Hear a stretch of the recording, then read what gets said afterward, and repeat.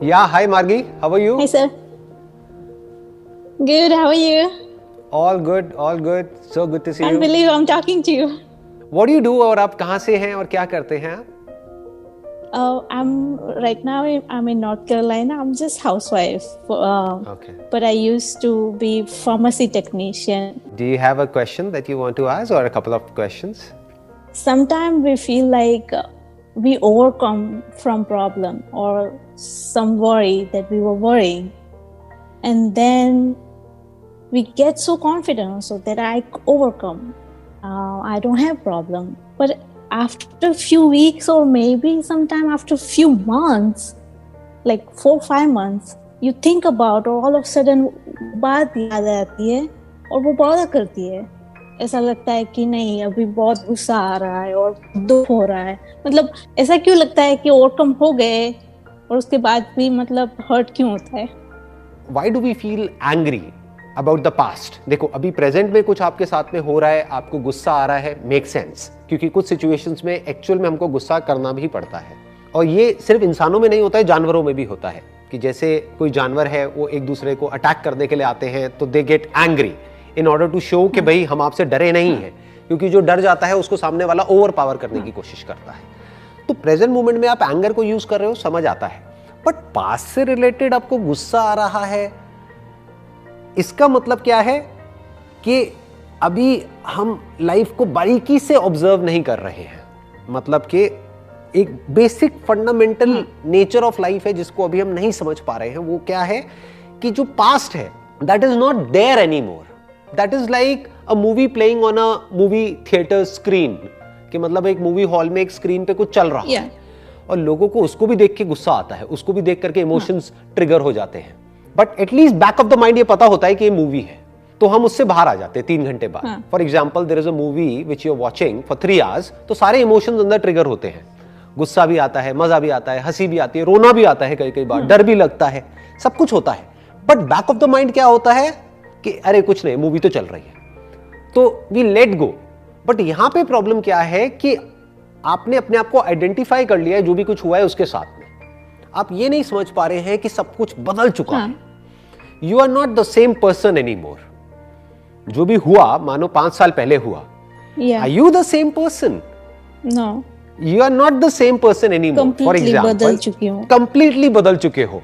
अगर हम अपनी लाइफ को ध्यान से ऑब्जर्व करें तो 10 साल पहले या 20 साल पहले जो आप थे और आज जो है वो 2 अलग अलग पर्सनालिटीज हैं. उस वक्त जो आप चाहते थे या जो आपको अच्छा लगता था वो उससे बिल्कुल अलग है जो आज आप अपनी लाइफ के लिए चाहते हो या जो आज आपकी प्रायोरिटीज हैं या जो आज आपको अच्छा लगता है. So these are 2 completely different personalities. तो हो क्या रहा है, हम इसको अननेसेसरी कनेक्ट कर रहे हैं जिस वजह से हम फंस रहे हैं, जिस वजह से हम दुखी हो रहे हैं. यानी कि उस मूवी में जो स्क्रीन पे चल रही है, और वो स्क्रीन जो आपकी ब्रेन है उसमें एक मूवी चल रही है पास्ट के बारे में, किसी अलग इंसान के बारे में. वो इंसान जो 5 साल पहले तो थी लेकिन अब वो कहीं भी नहीं है, अब वो है ही नहीं. That is not there any more. जिसके बारे में वो मूवी चल रही है वो भी इंसान हो सकता है पूरी तरह से बदल गया हो.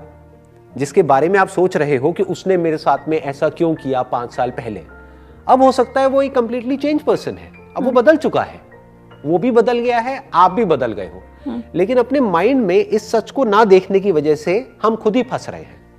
The moment you see this truth you get enlightened about this particular fact कि अरे ये तो है ही नहीं, it's not there any more, it's dead.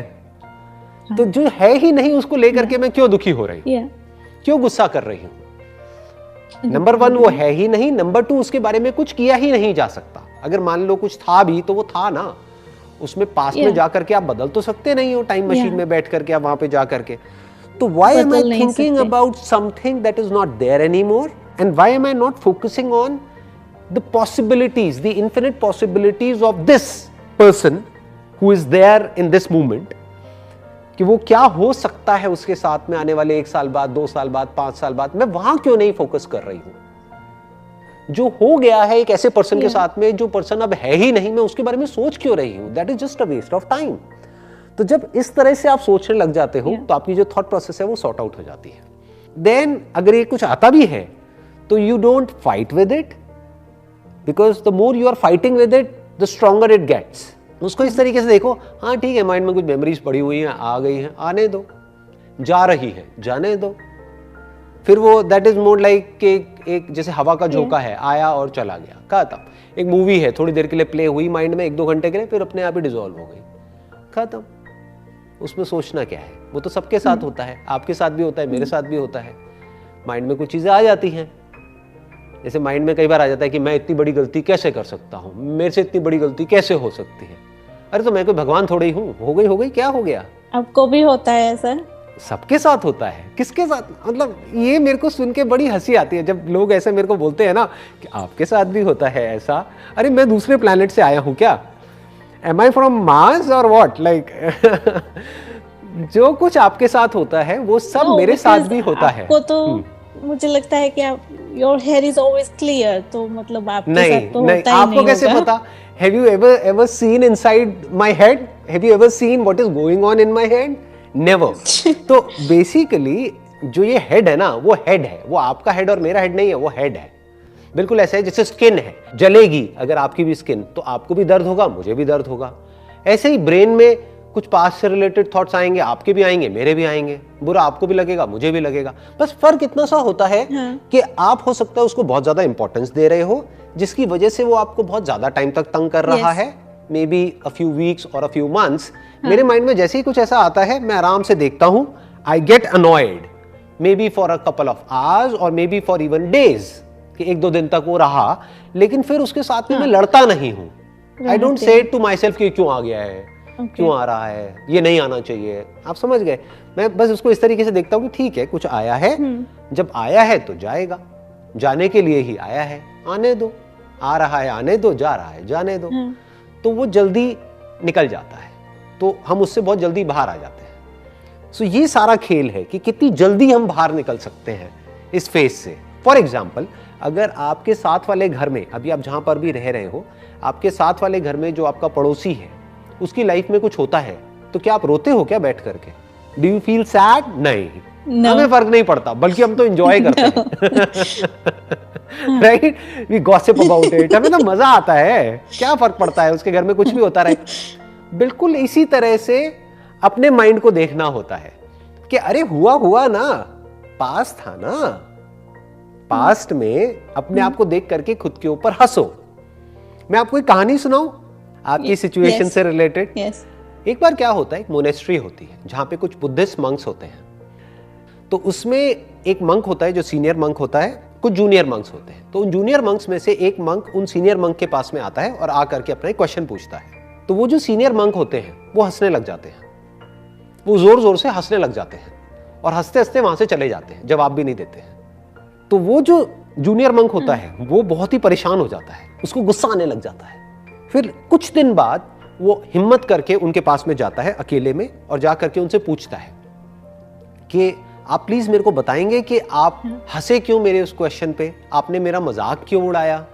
तो फिर हंसने लग जाते हैं, वो जो ओल्ड मंक होते हैं, वो जो सीनियर मंक होते हैं, वो फिर से हंसने लग जाते हैं और हंसते हंसते उसको बोलते हैं you are worse than a clown. तो वो कहता है what do you mean by that? तो फिर वो हंस करके जवाब देते हैं, कहते हैं देखो एक क्लाउन होता है, वो कहीं परफॉर्म करता है, जब परफॉर्म करता है तो लोग हंसते हैं, जब लोग हंसते हैं तो उसको अच्छा लगता है। तो जब तुमने कुछ मेरे से पूछा और मैं हंसा तो तुम्हें बुरा क्यों लगा? इसका मतलब तुम एक क्लाउन से भी गए गुजरे हो। कम से कम क्लाउन को खुद पे हंसना तो आता है, बट तुम्हारी वजह से या तुम्हारे ऊपर कोई हंसता है तो तुम्हें बुरा लगता है, तो you are worse than a clown, तुम तो मंक बनने के लायक ही नहीं हो। And that junior monk got enlightened in that particular moment. उसको एक बात समझ आ गई कि मुझे लाइफ को लाइटली लेना है। जैसे आपने कुछ वो देखी होंगी छोटी सी मूर्तियां लाफिंग बुद्धा की, बेसिकली ही सिंबॉलिक फॉर कि भाई लाइफ में कुछ भी हो रहा है आप हंसते रहो, हल्के फुल्के रहो, don't take life too seriously. तो अब अगर आपकी जो सिचुएशन है उससे इस कहानी को रिलेट किया जाए तो क्या समझ आता है कि आपका और मेरा यानी कि हमारा, हर इंसान का एक पास्ट होता है। पास्ट में हमने जाने अनजाने कुछ गलतियां करी होती हैं। अब हमारे हाथ में चॉइस है कि उसके बारे में सोच करके, यानी खुद के ही एक ओल्ड वर्जन के बारे में सोच करके या तो हम गुस्सा हो या फिर उस पर हंसे। तो क्या हम खुद पर हंस नहीं सकते हैं? क्या हमसे गलतियां नहीं हो सकती है? हाँ. तो हमें हंसना चाहिए। सिंपल नहीं है कि अगर आपसे या मेरे से पास में कोई गलती हुई हाँ. तो क्या हमको बहुत सीरियस होना चाहिए कि नहीं इससे गलती कैसे हो गई, मेरे से ऐसी इतनी बड़ी गलती कैसे? ये कौन बोल रहा है? ये हमारी ईगो बोल रही है। करना क्या चाहिए हमको? हमको अपने पास्ट के बारे में याद करना चाहिए। वो मेमोरी आई तो हमें हंसना चाहिए, अरे मैं कितना बेवकूफ था, अरे मैं कितनी बेवकूफ थी, मैंने ये क्या कर दिया। कोई बात नहीं, गलती हो गई, गलती इंसान से ही होती है, तो क्या हो गया? मतलब हल्के फुल्के में ले लिया, उस चीज को लाइटली ले लिया। इस जूनियर मंक ने क्या गलती करी? बहुत सीरियसली ले लिया अपने आप को। यही तो गलती हम सब करते हैं, यही तो हमारी सारी प्रॉब्लम्स की जड़ है। We take ourselves too seriously, that's why we take our past too seriously. हंस दो ना उसके ऊपर। Thank you so much sir, thank most you. Welcome.